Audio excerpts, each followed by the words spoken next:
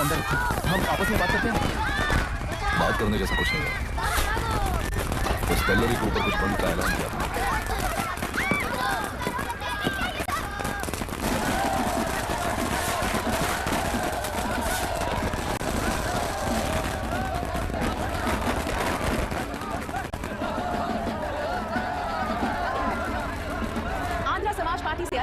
आंध्र प्रजा पार्टी की स्थापना कर पहले चुनाव में ही जबरदस्त जीत हासिल करने वाली श्रीमती विशाखा वानी को देश के कोने कोने से प्रांतीय पार्टी का अभिनंदन मिल रहा है। टेलरी में हड़पे पैसों से कार्यकर्ताओं को वोटर्स को खरीद कर जीत हासिल की है।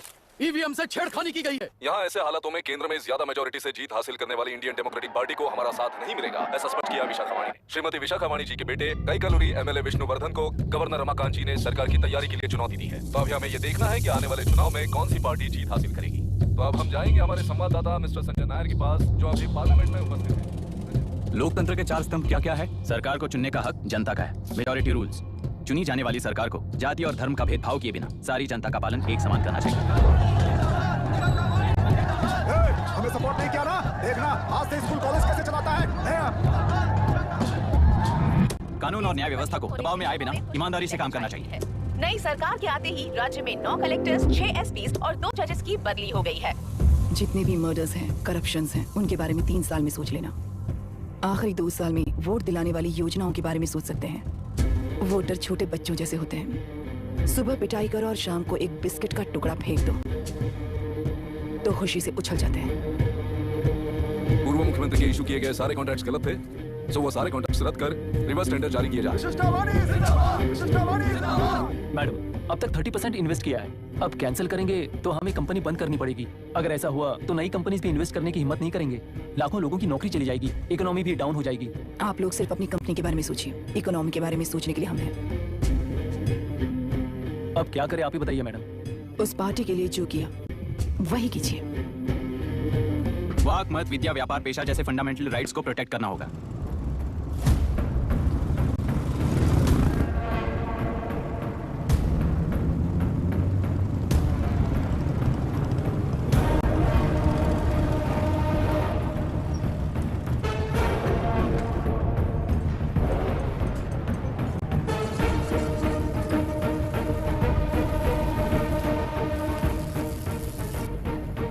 गुना भाई आया है। अरे अंदर लेकर आना चाहिए था, कॉफी पी लेते। अगर हर जगह कॉफी पियेंगे तो पेट खराब हो जाएगा। फैक्ट्री में कितने लोग काम करते हैं? 5000 लोग। महीने का कुल पगार कितना होगा? कम से कम 3 करोड़। तो वो 3 करोड़ इस अकाउंट में डाल दोगे तो वर्कर्स को पगार हम देंगे। सरकार को लेने वाले हर जरूरी फैसले में जनता की राय लेनी चाहिए, जैसे प्लेबिसाइट्स। मर्डर भी करना हो तो सोच समझ कर करना होगा, तभी अपोजिशन डिफेंस में आ जाएगी। किसानों की इच्छा के मुताबिक एडोरू कोर्ट तक टेलरों के आक्रमण को रद्द करने का पिछली सरकार ने कोर्ट से ऑर्डर ले लिया है। सुप्रीम कोर्ट के आदेश का मान न रखते हुए मुड्रू कांटूर तक टेलरों पर आक्रमण कर मछली का व्यापार कर सकते हैं, ऐसा राज्य सरकार ने विवादास्पद जियो जारी किया है। इस जियो की वजह से मत्स्यकार खुशी मना रहे हैं तो दूसरी ओर वहीं के आसपास के किसान विरोध कर रहे हैं। अब तक जो हमारे ऊपर हमले हुए हैं उससे हमारी जिंदगी बर्बाद हो चुकी है, हम चिल्ला कर कह रहे हैं, तो वापस नए अतिक्रमण की क्या बात कर रहे हैं? अगर वो इलेक्शन जीते हैं तो वो क्या सोच रहे हैं कि वो कुछ भी करेंगे? हाँ, इस जियो से बाधित किसान होने के नाते इस महीने के 16 तारीख को सारे जिले में बंद का ऐलान करता हूँ। देख रहा है इनकी हालत। गवर्नमेंट का बदलना यानी पुराने गुंडे अंदर जाकर नए गुंडों का बाहर आना है। ये गृह प्रवेश के दिन आकर नकली डॉक्यूमेंट दिखाकर जगह मेरी बोल रहे हैं। क्या हम पागल लगते हैं क्या? इतने सारे एग्जाम्स को लिख चुका है, अब इंटरव्यू के लिए भी इतनी सारी बुक्स पढ़ना है। इंटरव्यू के लिए कोई सेपरेट सिलेबस नहीं होता, इसलिए इतनी बुक्स पढ़नी पड़ती हैं। अब समझाना तू क्यों मैं ऐसे टॉर्चर एग्जाम्स नहीं देता हूँ।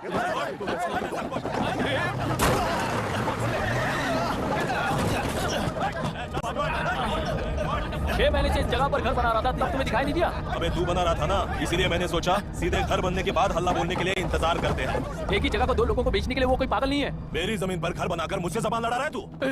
हमारी जिंदगी से वैसे भी खेती दूर कर चुके हो तुम। दिन रात मेहनत कर बनाए इस घर को भी तुम छीनना चाहते हो मुझसे। बर्बाद हो जाओगे तुम, बर्बाद हो जाओगे। ओरिजिनल डॉक्यूमेंट्स दिखाओ, जेरॉक्स नहीं। ये देखो ओरिजिनल डॉक्यूमेंट्स। मेरा भी ओरिजिनल है। ओए, औरतों को बाहर निकालो। औरतों पर हाथ उठाए तो हाथ काट दूंगा। तेरे डॉक्यूमेंट सही है तो जाकर कोर्ट से ऑर्डर लेकर आ। कोर्ट में जाने की जरूरत तुम्हें है? जरा डॉक्यूमेंट दिखाइए तो। तू यहाँ पर कैसे? रिश्तेदार है क्या? तुम्हारे डॉक्यूमेंट में सर्वे नंबर दूसरा है। वो जब मैंने खरीदा तब बदल गया। बदल गया तो कोर्ट में जाने की जरूरत तुम्हें है। एक लीगल प्रॉपर्टी में जबरदस्ती घुसने के जुर्म में अगर मैं तुम्हें मार भी दूं तो भी वो जुर्म नहीं है। भाई कहाँ से है पता लगाओ रे। तुम्हारा क्या है बुढ़िया, अब किसकी आरती उतारना चाहती हो? चल निकल बूढ़े।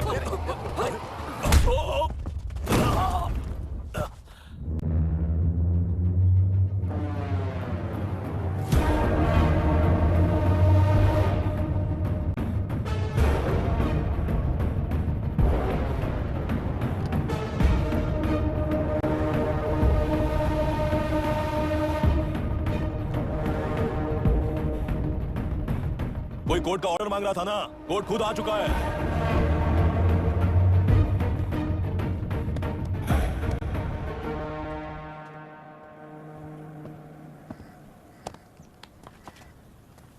देखने में तो लगता है कि किताबी कीड़े हो। तुम जैसे कीड़े जब तक किताबों में रहते हैं तब तक ही सुरक्षित हैं। बाहर निकलकर बेकार की चीजों में टांग अड़ाएंगे तो हमारे पैरों के नीचे गिरकर कुचले जाते हैं। जाओ अपने किताबों में जाकर छुप जाओ। बेकार में पैदा होकर बेकार में बढ़ रहा है तू। सही कहा। पैदा होते ही छुरी हाथ में लेकर बेकार में टांग अड़ाने वालों को मारते हुए बड़ा हुआ हूं। जान बड़ी नाजुक चीज है रे, उफ कर दे ही बुझ जाती है। हेडलाइट नीचे कर, नीचे कर हेडलाइट, नीचे कर बोला ना। कौन है रे तू? बता कौन है तू? हमारे बीच में कोई प्रॉब्लम है तो हम सॉल्व करेंगे ना। अपना हीरोइज्म जाकर अपने बाप के पास दिखा। एक प्लॉट पर 2 सर्वे नंबर्स, 2 प्लॉट जैसे बम्पर ऑफर देकर हमारी जिंदगी को मिट्टी में मिलाने वाले तुम्हारे बाप जैसे ऑफिसर्स ही हैं। जाकर अपना धर्म वहां दिखाओ, जाओ। जाओ ना। तू इन सब के बीच में क्यों फंसना चाहता है यार? भाई वो चाकू अंदर रखो, हम आपस में बात करते हैं ना। बात करने जैसा कुछ नहीं है रे। उस टेलरी के ऊपर कुछ बंद का ऐलान किया था ना, उसे पीछे ले, वरना तुझे मारकर तेरी ही बीवी के साथ तेरे ही घर में घर बसाऊंगा।